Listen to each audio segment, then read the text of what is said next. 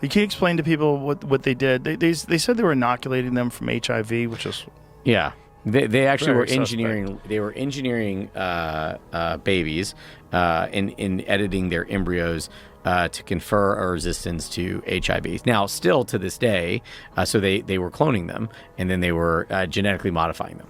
And so they're doing lots of things there's a general moratorium in the world on some of these things around humans. Anything that's considered a germline edit. So anything that could be passed on to the next generation, right? So if you engineer something into the genome, the fear is, from a germline. So all your cells in your body are somatic cells, except for your egg or sperm. Those are germ cells.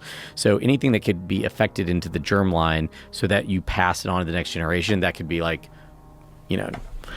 umbrella corporation type moment, right? So Right. we don't want that. Well, the scary thing was they didn't just do that. They also edited something that would allow the child to have much higher intelligence. Well, so that part's that part's quote under debate. There's people that say that happened. There's people that say it doesn't happen. If you look at BGI, or Beijing Genomics Institute, right?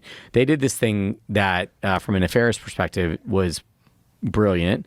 From a nefarious perspective, is also terrifying. During COVID, they're like, we'll do all the COVID testing for you for free. We'll do all this COVID testing for you for free.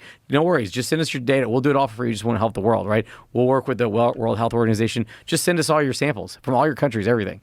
And publicly, the CEO of BGI has said, which is funded by the CCP, has said that they are looking at genes with humans. They are looking at what makes humans more intelligent. They don't shy away from this. This is not like some conspiracy theory, is it a Sasquatch or is it just a man in an ape suit? This is something that is very real. They are openly saying we are sequencing as much as we can of the world population, looking for genes for intelligence, and we will act on that.